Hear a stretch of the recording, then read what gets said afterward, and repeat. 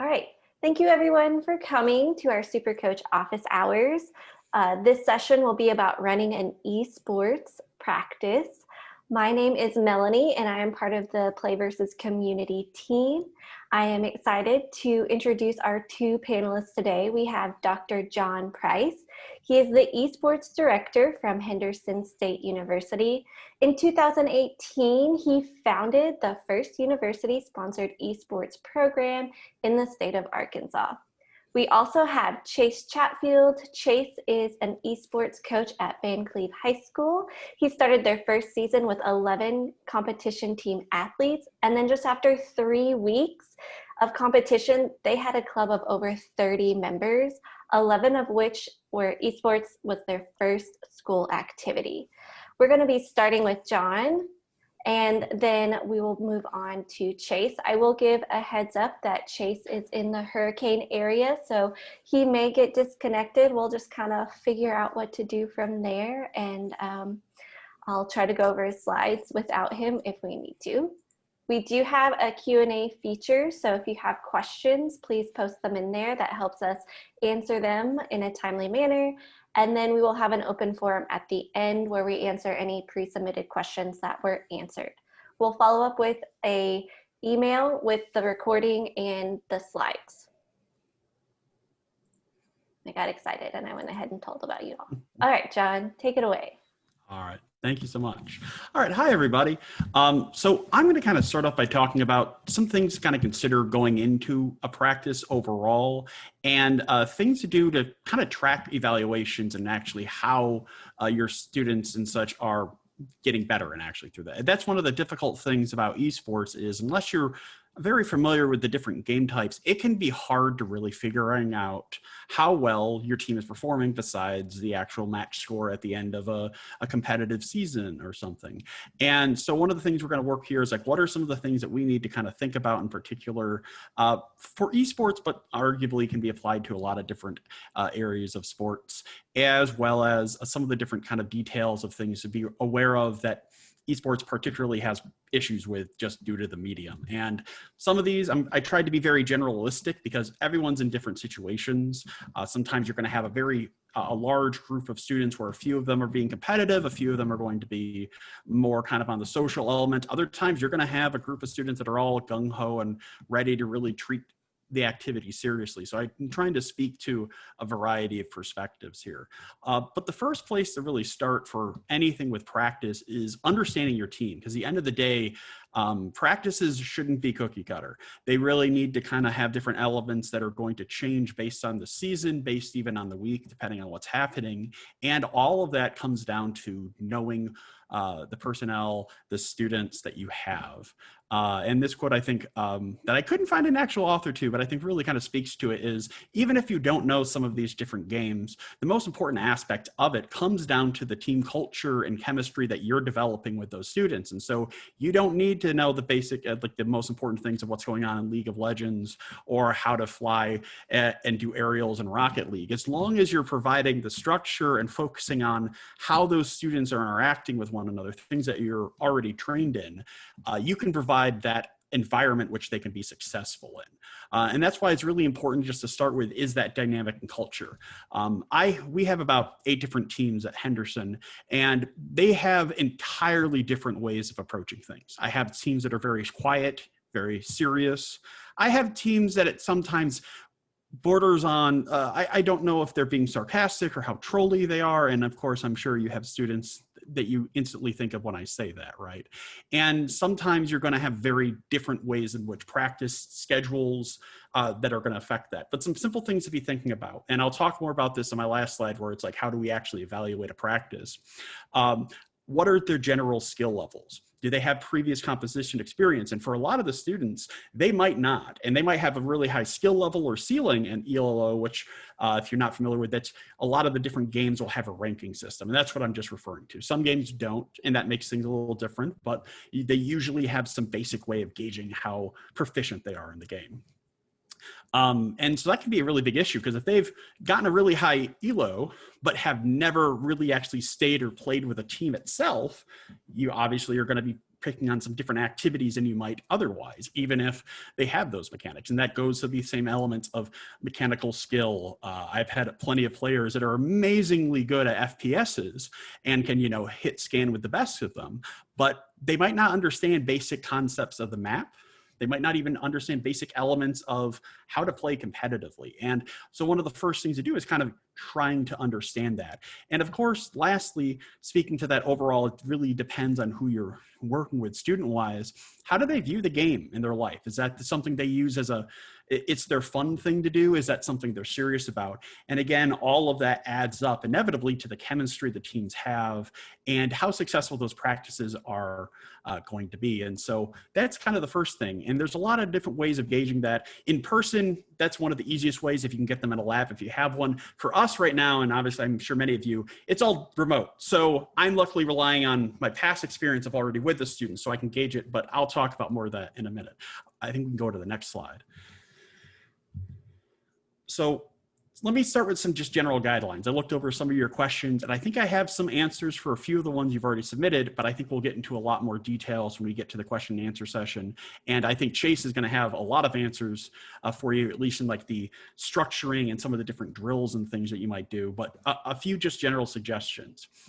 One thing that I found works very well for esports, and it works well in any real sports situation as well, but it's particularly important because of the remote nature right now that we deal with, is having a consistent startup to practice.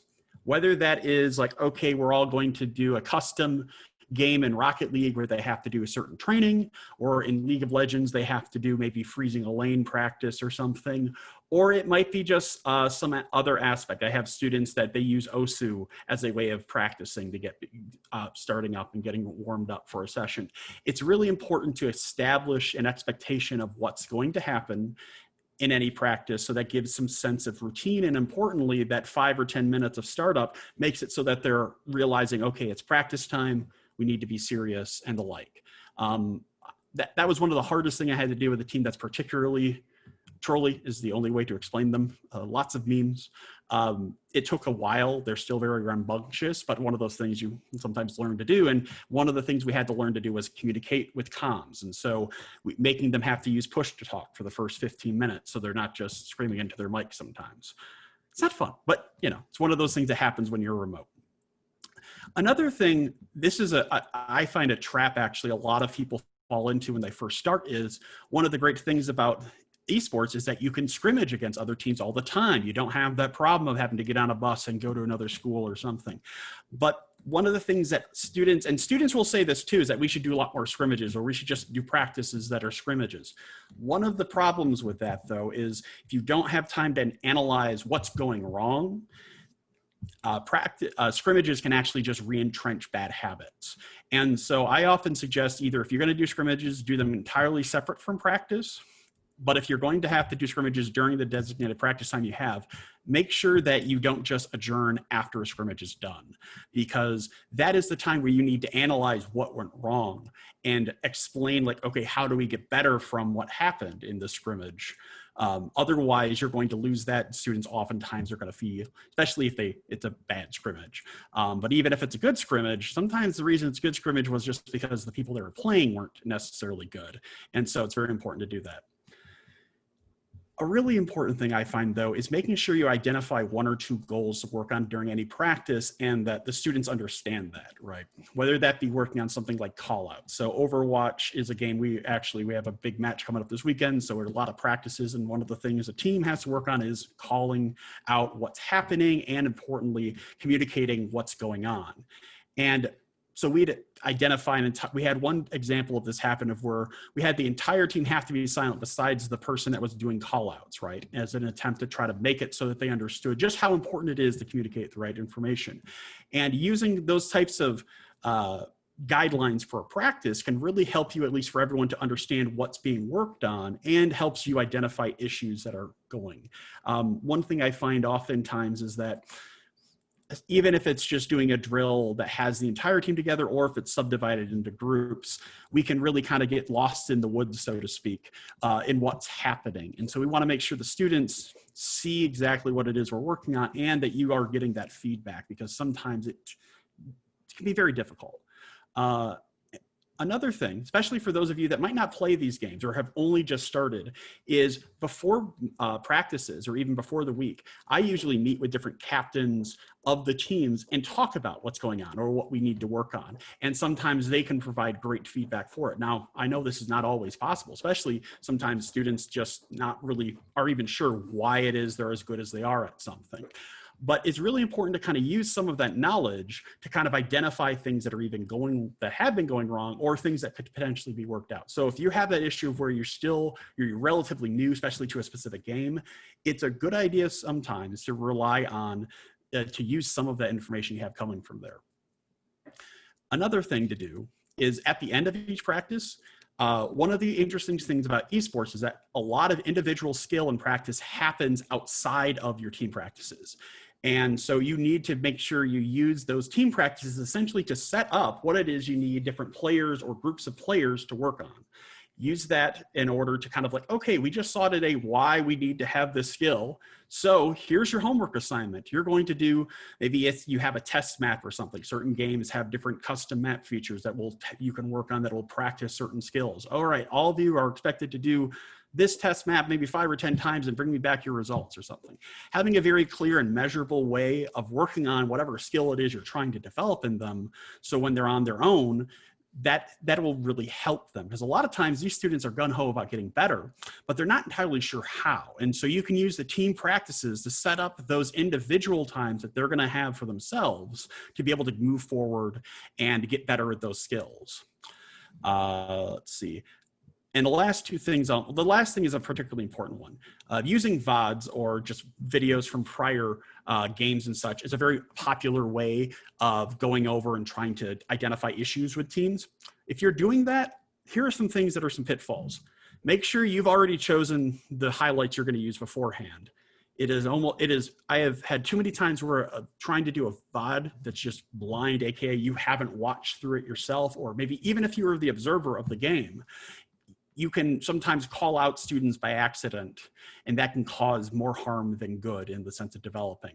And it really, when you're using them, consider who is being highlighted and what is happening there. So sometimes it's much better to use those individual sessions. And so one of the things to do is most of my VOD reviews I do on a one-on-one session with students so we can identify issues they're having, less so in a group environment, because usually that doesn't work well.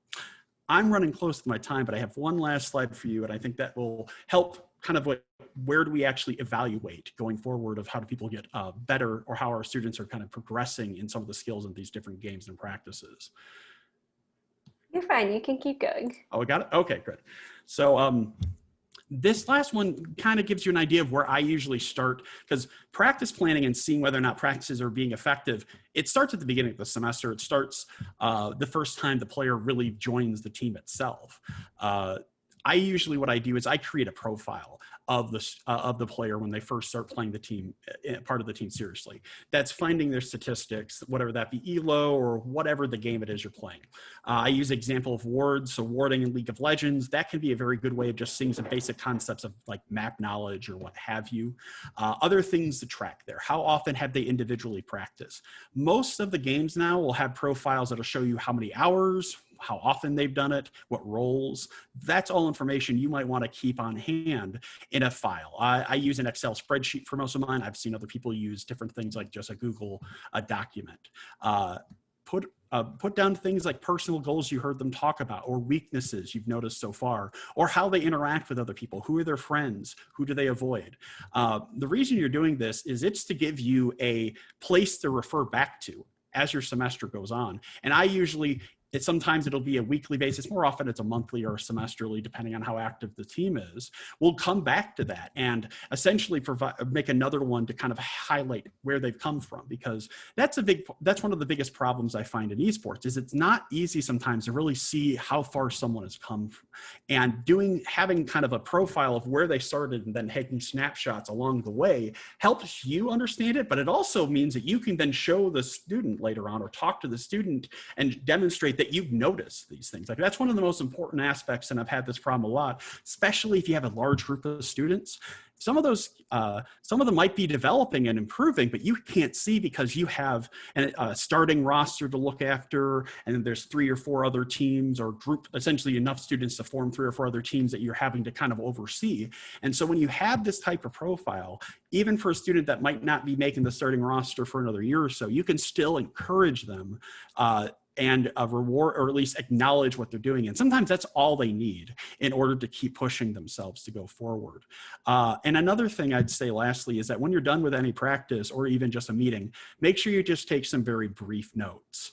What went well, what seemed to be well received, or if it was poorly received. That's one of the things that's harder to gauge nowadays. I try to have my students turn on their webcams during meetings now, just so I can see their faces when I say things.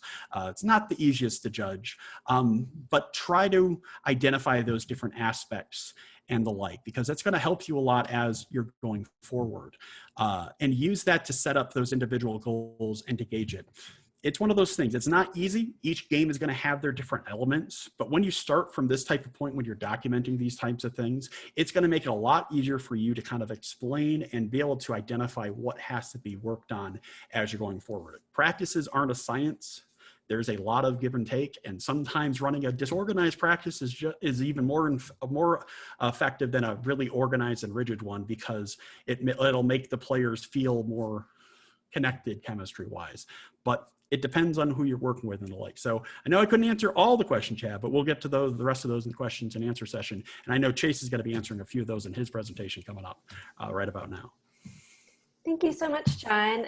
Some great pointers for there, setting individual goals, making sure that you have a plan, even if it's not completely thought out, maybe have some type of organization for yourself. And then I really love the push to talk advice.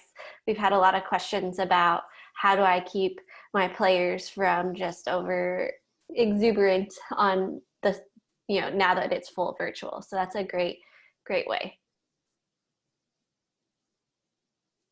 All right, and now I will turn it over to Chase. Everybody, I'm Chase Chatfield from Van Cleve High School of Van Cleve, Mississippi. I'm going to go over what our practice schedule looks like when we're able to get together and we're not COVID separated and schedule pinching. My high school is 9th through 12th grade, and we have just under 800 students. So many of my players are dual and triple roles. Some of them are quad roles.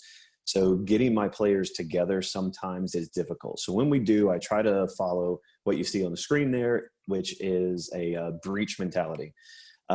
So with the acronym BREACH, the B stands for building mechanics in your champion pool. That's going to be geared more towards League of Legends and Overwatch, but being able to play different types of characters within a game is very important.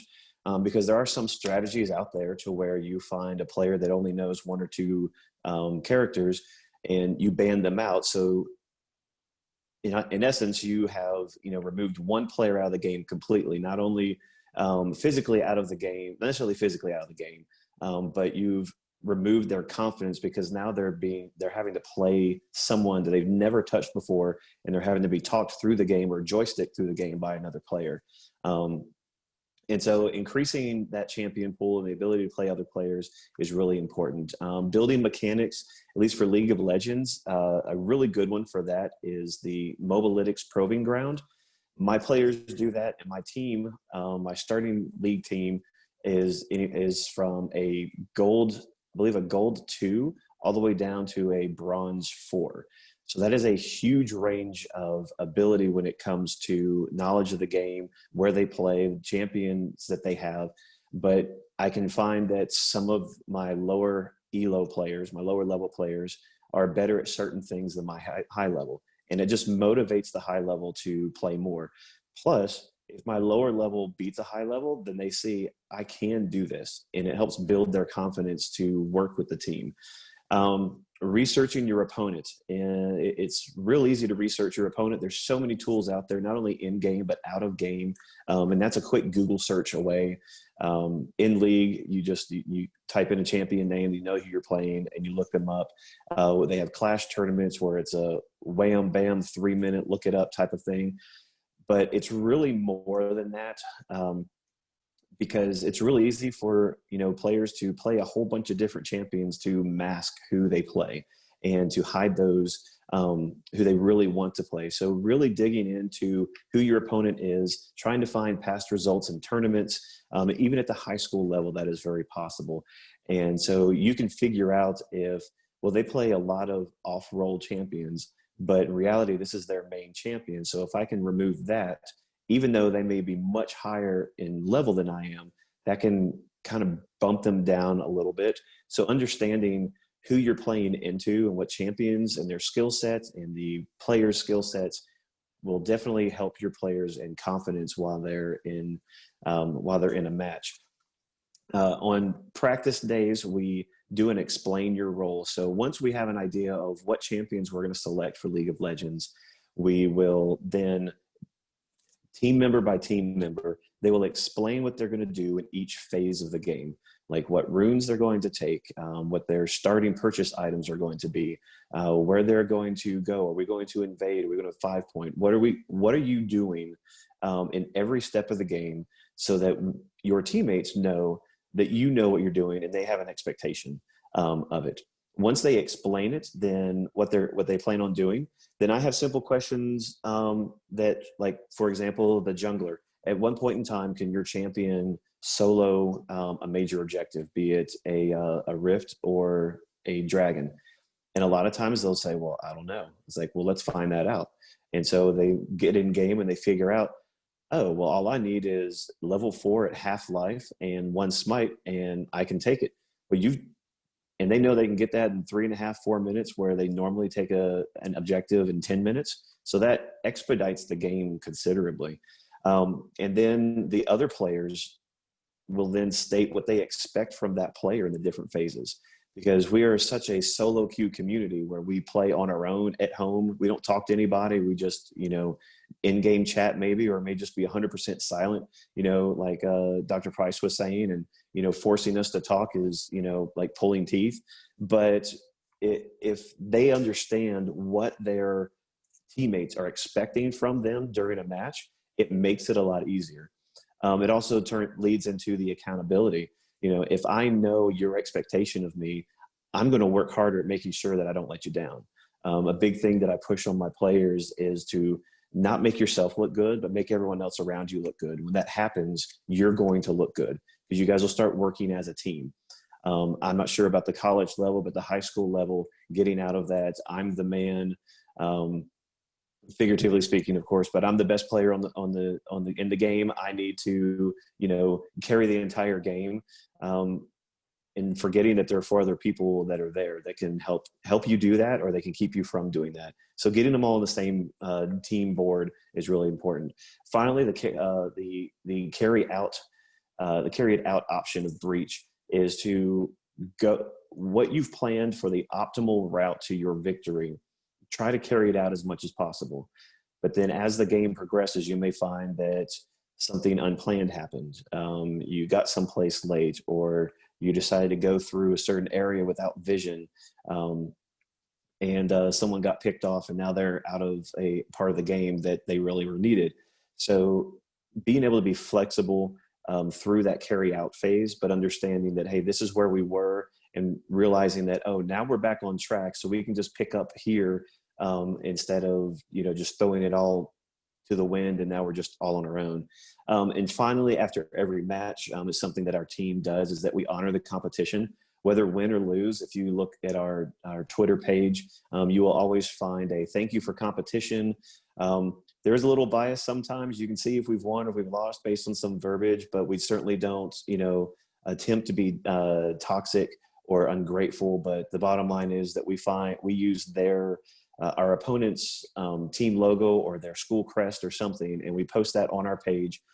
We give them a shout out. We try to tag them if they have a tag either for their team or their district, and just be able to show gratitude, because we may not know a lot of people, but in the gaming community, our reach is far greater than any other sport that's out there.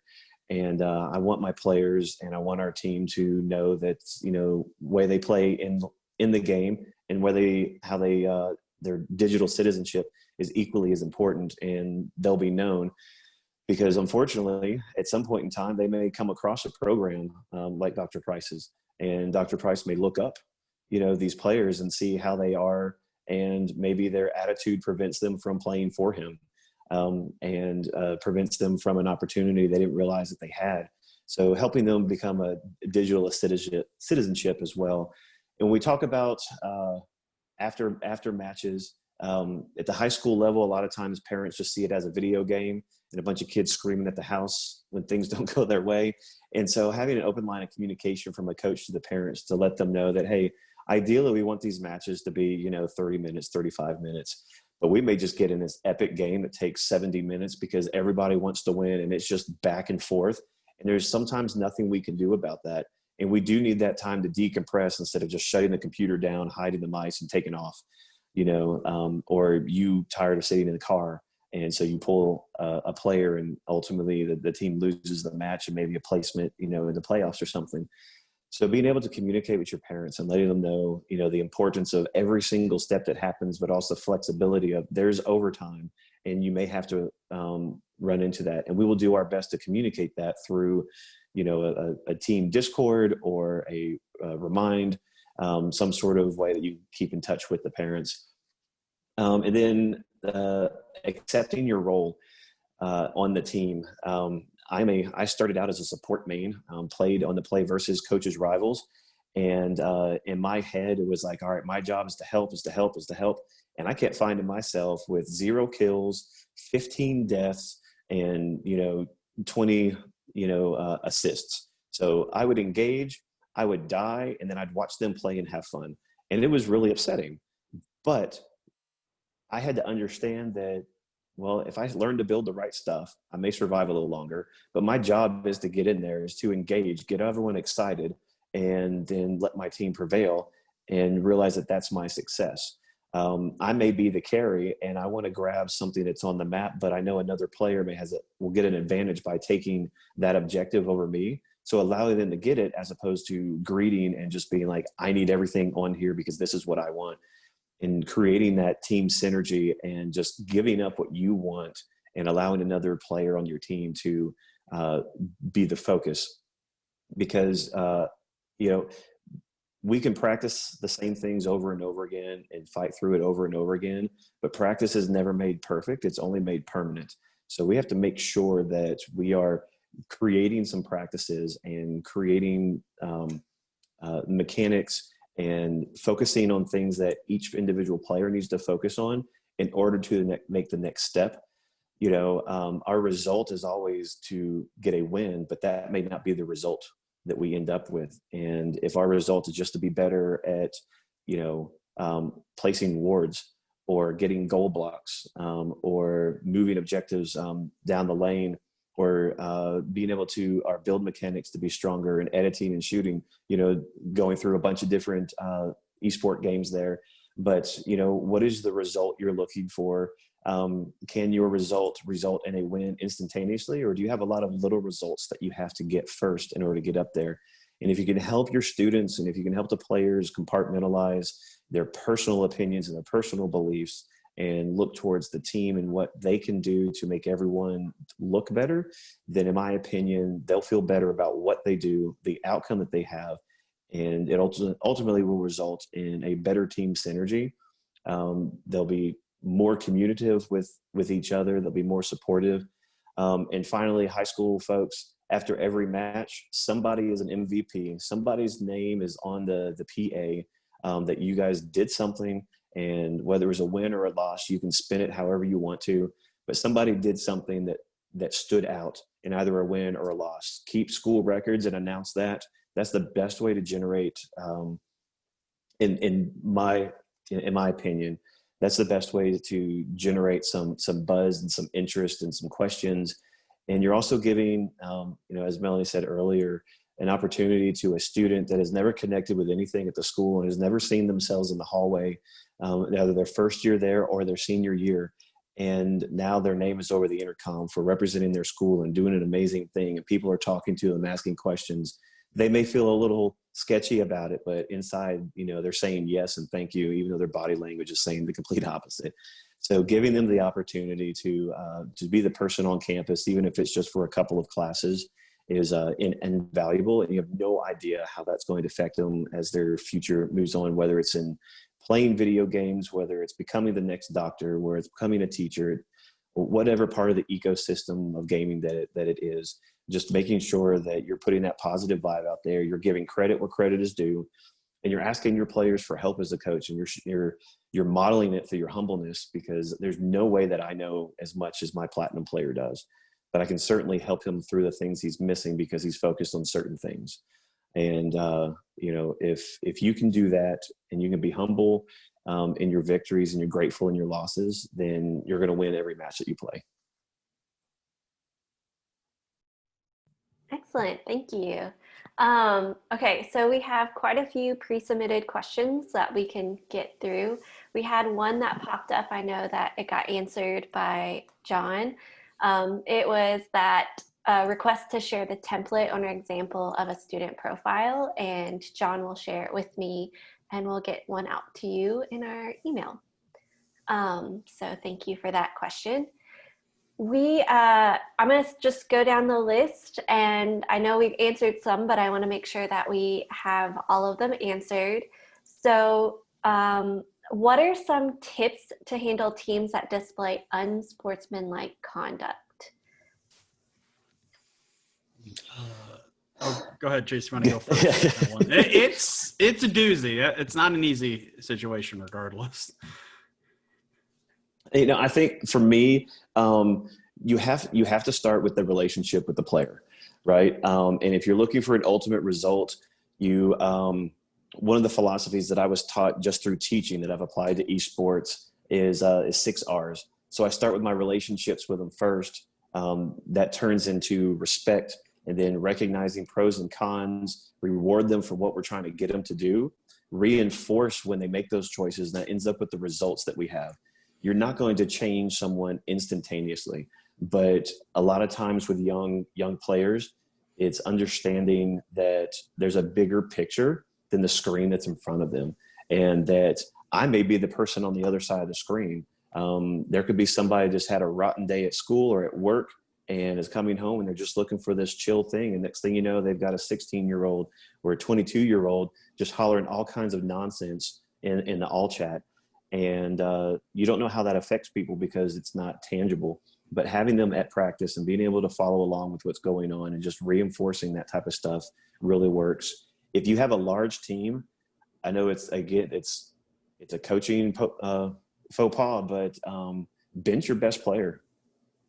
Let them, playing time is their currency, in high school. And if you are going to be that way, you're not going to represent me. You're not going to represent the school, and you certainly aren't going to represent your teammates in that manner. And if you can't do that, I don't want you here.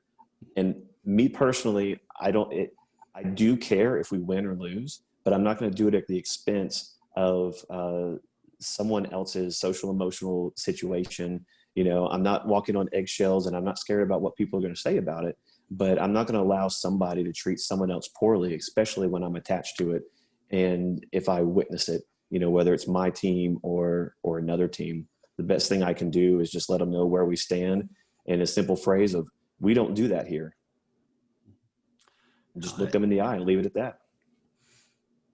Yeah, that echoes a lot of the same kind of thoughts I have towards it. It's a really important part because students it's one of those things, even at collegiate level, they'll suggest things like, oh, I can just log on to this, the other player's account, and we can use that and we're all set. And it's like, there is that oftentimes an assumption, and it's one of those things that video games have some of that kind of motif of you can bend certain rules still. It's one of those things that because of how new it is still, there are certain things in the communities that still exist that are slowly being worked on. And one of the first things I say to any one of our students that join the program is like, you're representing not just yourself. You're not even representing just our program. You're representing esports, period. And if anyone else sees you acting in a way that's uncouth or just plays into the stereotypes many people still have of video games. It's like, you're gone. I want to win, but at the end of the day, it's not as important as keeping the program there for the next person. And that's one of the things I stress is like, you're the start. And for us, like, we're only 2 years old. A lot of we're still starting off here. And the thing I stress is like, my goal here is to keep this program going and being a chance for students to be able to enjoy this for decades potentially to come. And that's something, at least on my level, when I'm dealing with, college students, it's a bit different, but that's something I think echoes to a lot of them. And most of them know that some of the habits that they have in prior gaming, or they've seen, they're not acceptable. It's just when you're home and stuff, it's ingrained in them, right? And some of them have had to deal with anger issues, and it's trying to show that, look, there is a larger thing to this, and speaking at this, and then having real repercussions. I had a student, actually, we were in a tournament. We're not in off season for League of Legends for us. And they stayed up until 7 a.m. watching Worlds for League of Legends, and then slept through the match. And it's like, and that's a player on scholarship. And so we were lucky enough, we had a sub to go in, but it's one of those situations, again, that's not necessarily in sportsmanlike conduct, but it's kind of the same type of idea that you're responsible. So like, if you do something and if you get your account banned or something, or even suspended, there is a real level of, you're not just hurting yourself, you're hurting your future prospects, you're hurting the prospects of your fellow students, as well as just the entirety of the program.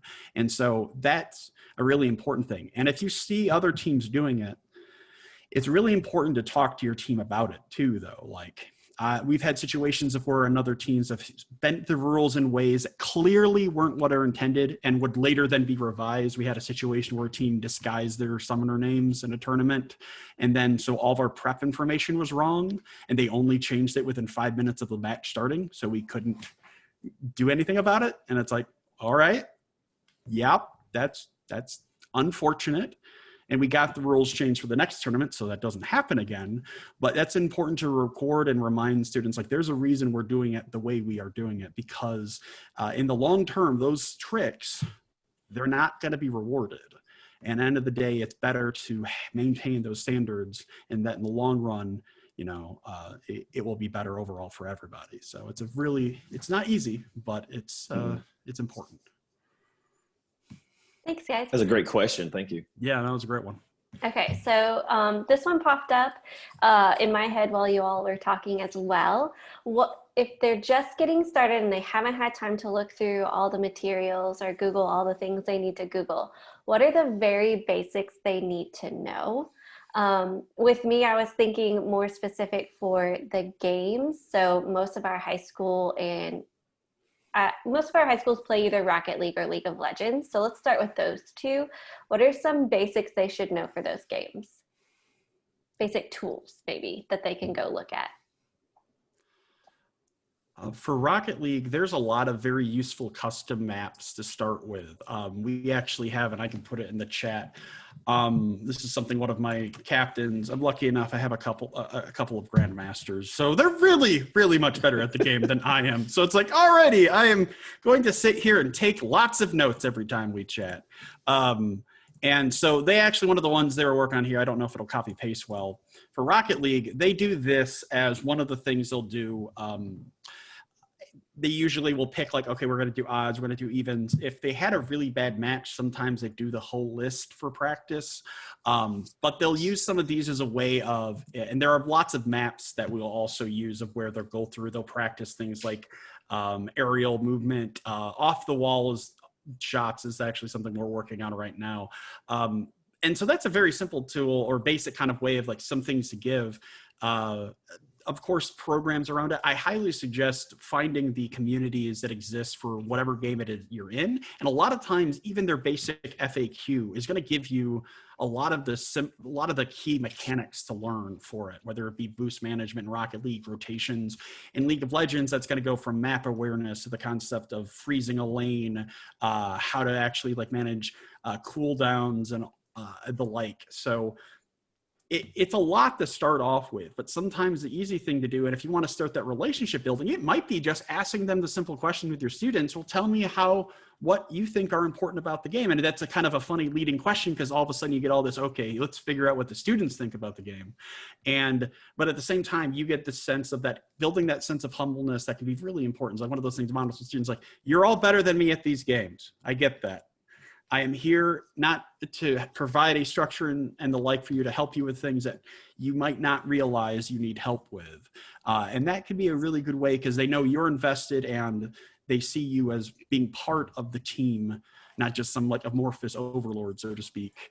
And that can be really important. Obviously, you have to preserve some of that. But again, I'm speaking kind of at least from my own local experience. But also, like, to build off the Rocket League, growing up, the games that I played did not have any way of learning the game at all, except through trial and error and a lot of rage, a lot of anger. But now the games have tutorials. Rocket League's most recent update of moving over to Epic for free was a big deal. And so now you've got grandmasters and pro players and just John Q gamers that can put in a practice run to where you can just load into that, and it's in game, and practice a particular skill. And then over time, my memory serves me right, as people use it, they rate it as to, yes, this is helpful, this isn't helpful. So even though there may be a lot of garbage in, that garbage moves towards the bottom of the list, and you start hitting those 4 and 5 star things, and it really helps. One of the things that I personally did as a coach is that when I became an esports coach, I didn't play League, and I didn't play Rocket League at all. I was other games. I was Fortnite and Call of Duty. And then when those got under my skin, I played Lego games because they were calming. And, so I had to learn how to play. And it's like, if I'm going to help them even a little bit, I need to understand it. So you got to step out of your comfort zone and start playing. Even if it's just every once in a while, get in there your own, understand what happens through a game and the struggles that come with, whether you're a low elo or a high elo, you have the same struggles, just at a different pace, in my opinion. And so you can see that. And as an adult, how you developed an ability to control those emotions a little bit more, and to understand the big picture and be able to redirect yourself towards objectives. And understanding that in game will only help you redirect them, even if you don't have the micro and macro knowledge that they do. Personally, the thing that's helped me with Rocket League, I hope I spelled it correctly, but in the chat, Baker's Mod, and it works. I have it on my home computer. We don't have it at school yet. We're still waiting on approval, but I have it on mine, and it automatically loads in any type of skill that I want to practice that I can't set up on my own, because I don't have the skill to set up that practice. And it allows you to, even in game, it allows you, or not in game, excuse me, but even in the game, when you're doing your practice runs and practicing skills, it has a lot of variety for I'm learning how to play, to the guys that can play the game without ever touching the bottom of the field. And also, depending on what platform you compete against, like we're on Play Versus, they have a certain field that you play on, and they have certain restrictions and rules. So whenever you do have a practice, I would always make sure that you're following whatever they're going to see at competition, because it's great if you can do wonders at Tokyo Underpass, but when you're playing DHL, it's a completely different map. And so the skills that you have do change a little bit. Other than that, big takeaway is just play. You're gonna have to get on there and play a little bit. You don't have to grind to be the greatest, but you need to play to understand. And as cringy as it sounds, your players want to play with you. That way they can cheer you on. That way they can roast you. And you've got, and that turns into the relationships I talked about earlier, that if you're willing to get in there and humble yourself and do something you're not good at and lean on everyone else, you're modeling what you want them to do. Great, thank you. Kind of with that hits like some of that education background as well, with being a teacher is the best way to learn. So if they're having to teach you through the game, they're learning the game even more. When they aren't able to explain something to you, then they're going to have the natural curiosity to look at it and try to discover what it is. Thank you all. The next one is about setting up schedules for your practice. They do, it says, getting students to come to practice consistently has been a struggle. We've set up a simple schedule for 3 days of the week, and they need to be at their match day and one other day of practice. How do we get students to be at practice more often without being over demanding?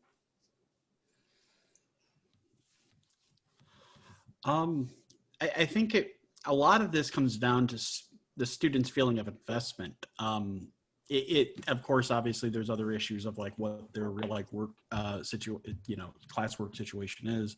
But for us, it comes down to, from the beginning, it's figuring out which students, we do a lot of like chemistry based things to start off with, activities and the like. And that's pretty much to make the goal of, because like in college, unless the student has a scholarship, at any time they might decide to pick up something else to do or something else like that. And so for us, a big part of it is we need to have them feel like they're part of a larger community and such. And so a lot of times, especially if a team is new and if we're in off season, we'll do a lot of different activities that are more focused on just building chemistry and, more importantly, a connection between the students to start there. Because the problem that you're kind of dealing with here is a similar thing. The student has to feel like they're part of it, or that they want everyone to succeed, or that the team, they feel like if the team fails or doesn't continue to do well, it's partly their fault. And that's kind of an example of buy-in. It's a concept that I talk a lot in some of my own things with my students, but getting them to feel that an element of the team is central to that. Because if you don't have it there, no matter, even if they come, if they're not feeling like they're part of it, you're not getting the best thing out of them. And it comes back to that creating that relationship. There's not sadly an easy answer of how to establish that. And of course, there are outside situations. It can be very hard to get them to be coming to those practices sometimes if they just don't feel like it's helping. Right. If high school, just bring food. I mean, that's basically ruin college. What something that I've learned this year and or a couple of years ago was from a senior goodbye video to freshmen that were coming in. They're like, look, if you're gonna be late, you might as well stop for food. And that got me thinking. I was like, well, it makes sense. I mean, I might as well be late and in trouble on a full stomach. But have snacks. I mean, it's not a bribe. You're not trying to bribe them. If you bribe, the kids are too smart. They'll see through it. There's no value in that, because then once, oh, we didn't have money for this, or I forgot it, then I'm out. We are gamers. I don't care whether you're 16 or 43. We are a fickle group. We will jump from, one thing will go wrong in a game and we will break that disc and go load in something else. It's really and truly that easy for us. And so, like Dr. Price was saying, is that is the buy-in. And at the high school level is they got to see themselves there as the greater community, not just as, oh, we play video games. Well, everyone does. The secretary's playing Candy Crush during, meetings. Everyone does gaming, but they need to see that they are a part of the school and the school recognizes them. So if you can go in on a weekend and take over a wall and just put up a big poster, I mean, what are they going to do? Take it down and be like, well, so why'd you take my kid's stuff down? You don't like esports, I mean, just do what you got to do to build up what your program is and what it represents. And then, once they see that you are all in, they're not going to want to let you down, no matter what their attitude and behavior is. And, that's for me, that's what it needs to be. You need to show that you're willing to do whatever it takes to do that.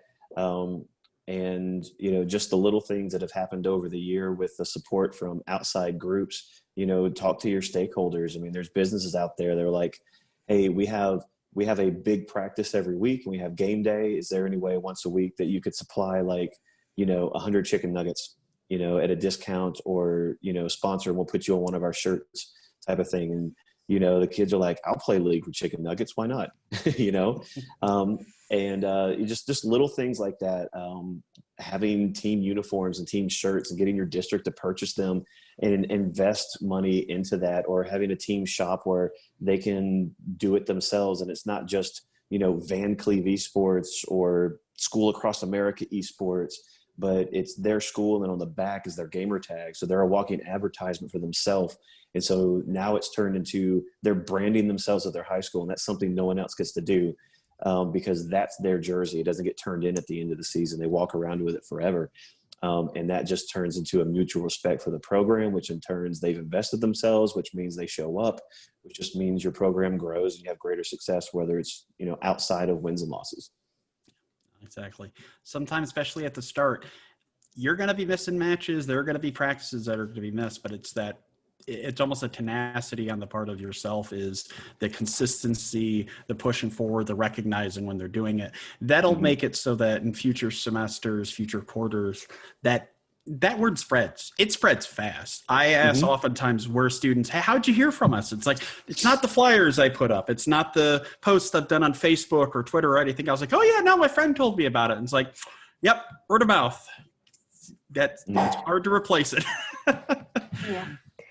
Do you think that your goal setting also helps drive them to come back for practice? I think that's a really important one. And I've had experiences of where, if that's not clear, we had one time where a student happened to actually, at the beginning of the semester, a Rocket League student tried to join the Overwatch team, and they came in the middle of, we were trying to get ready for competition, and we did a very specific type of practice of where they were only supposed to melee to kind of like work on a specific skill. Because the student didn't understand the reference and thought it was just supposed to be fun, they completely checked out, like just left and went back to play Rocket League and such. And so even how your practices are designed, especially onboarding new students, like how do they get introduced, that's really important. And that's one of the reasons why I generally make it so that if we're doing a team practice, if you have individual development that's happening, that is set aside either at the start or at the end, so that whenever they're brought in, they are going to be with other teammates. They're going to be trying to either have fun, or at least they're going to be explained, they understand why we're doing something. And that can be really difficult, because you'll get someone that randomly just joins mid-semester and it's like, okay, how do I work this person in here, right? And that is it for long-term, to keep people engaged. That's a huge part of being ready to change things up. It's like, okay, we can't cover this today. That would make someone not understand what we're doing. We're going to change things up a bit and be ready to do that, because a lot of times it's worth more so to make sure that student's going to come back the next time than it is to keep your original schedule. So moving on to the next one, I'm going to combine two. How often do you run practices a week? And then how do you manage multiple teams across different games at the same time? Well, my school is really small. So I have one varsity team for both, and that is it. So I have a varsity team plus subs. And so we practice 4 days a week. But it's only 2 days per team. So one day is a breach planning, when then we run it in a practice game, and then the next day is our competition day with a little bit of follow-up. So for me, Monday is League of Legends practice, and Tuesday is competition. Wednesday is Rocket League practice with competition on Thursdays. But, gaming is universal, and it's about connectivity, and they get plenty of practice outside of that. And the goal is just in Discord, going back to the accountability and telling the team, hey, these are the things we wanted to work on when you're out there doing solo queue. Make sure you get in, blah, blah, blah. And you just kind of talk to them through that avenue on the days that you don't have them. Yeah, I think having a goal of between 2 to 3 practices a week for a team is a good one to have, especially for high school. On a collegiate level, that's often what we're doing to a degree. And just like Jace was saying, you use those group sessions to really focus on the group skills you have to have, whether it be communication or just general, some other things you couldn't do otherwise. And it comes again, it's like making sure they have clear indications of what they need to do outside of that, right? We often, for example, we implemented this earlier this semester of like a certain requirement. You need to have X amount of hours outside of this playing your specific role in competitive. And we either say you get extra points if you play with one of your other players on the team that's a starter or a sub to it to encourage them to keep playing with their teammates outside of practice. So, and it's one of those things of where if you do individual coaching, you want to make sure during, at least for team practices, because your time is so valuable. That's the thing to remember. Your time is precious when you're together as a team, because otherwise a lot of time you're just not going to be able to, is to make sure that whatever it is you're talking to them about, they can use that as something actionable to develop outside, because that's where they're getting a lot of their mechanical development there. There aren't going to be a lot of times where you yourself, and more often than not, they're better at you than you mechanically, so you can't even teach them that. So using those team sections to get them ready for the practices they're going to be doing themselves, it's central for skill development. I will say this, if you're running more than like a couple of teams at once, I don't want to show you my schedule for how many the meetings I have every week, because I don't get done until 9 o'clock sometimes. I think a really important thing though is setting a consistency for that. And sometimes it's just, you need half an hour with them. So if especially if you're stretched very thin, where you're running a club that has a couple of competitive teams, but also a lot of like social ones, decide where your time is most needed, whether it be just like, hey, structuring and telling them here's what you need to work on, or if it's more of, okay, we really have to focus on this kind of element. Even 15 minutes with a student, and this is one I've been doing a lot, I will set up individual one-on-one sessions. I'm usually using Discord or something else, and it's like, okay, we're just going to review this video and talk about here are 5 things. That can mean huge difference, and it can help them see what they're doing well, and it gives them that sense of being recognized for the work they're doing. 5 minutes can change a student's entire outlook on how well they're doing or what they need to do right. Yeah, and in some of our bigger programs, they'll pull in assistant coaches. If you have any questions about having help, we do have some volunteer coaches. So if you're interested in having somebody coach with your team virtually, you can reach out to volunteer@playversus.com or reply to me when I send out the email, and we can get somebody set up with you to help run some of those, because you don't have to do it all by yourself. And I think that is an important step to take, is know when to ask for help for that. We are pretty much out of time. I know we didn't hit all of the questions, so for some of those, I'll try to follow up with some specifics, because they were specifics about roles in League of Legends and Smite. So we'll try to plan some more time to address those. With the last couple minutes, Chase, John, do you have any parting words for our coaches? I guess the important one is, I think, go with a plan, even if it might not be the best plan, but as long as you have a bit of a structure and an idea of what you're going with, your students are going to appreciate that. And more importantly, that you put the time in, especially if you're new to something, to try to learn it, and even use your learning experience of how something to kind of bring out what their own kind of experience with it, because you're going to find out a lot more about them and how you can then be a good coach for them through that discussion. You're going to find out more information you probably want at times. Definitely have had that problem, but it's that genuine curiosity that you'll bring to the table, and also that understanding of like, here's the basic concepts of how to practice in general, or how to get better at a skill, because that's the thing a lot of them are still learning. They gain these skills just from throwing themselves at the game almost intently, or watching professional players. You're going to be able to provide that structure, that awareness of learning, and you already have those skills.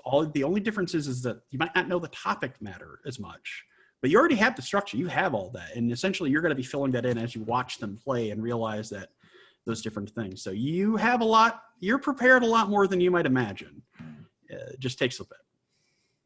And give a practice to one of your players. Tell them that they're going to be in charge one day. It may be different, but they're in game. They play with them a ton outside of practices that you don't see. And so have them become the coach and create a practice. And if you're learning to play, you can jump in and, and learn from that as well. Switch up the roles for your players so that they can learn what the other people go through, because some people only play one role and they don't have a full understanding without that playing. Just, lastly, just thank you for being that person in the room that's willing to love a group of kids and give recognition to a highly recognized group, an under-recognized group in our school systems right now. They desperately need it, and they deserve it. So thank you for taking a piece of your heart and handing it over to them. Yeah, thank you. Great advice. We do have some other coach clinics coming up. Tomorrow we have a workshop. So some of our questions were based specifically about League of Legends. VOD review was mentioned as well. So John Alfred is going to go over how he plans and looks over VOD reviews. And then we'll have more super coaches. And then office hours, we are working on some of the topics. So some of your questions will probably be addressed with those. And then we have a game changer conversation that is coming up on November 5th about self-advocacy. We have some strong women from the gaming industry to come and chat about their experiences and any recommendations that they have for our gamers. And thank you very much. That's it. Have a great day. Night. Great talking to you all.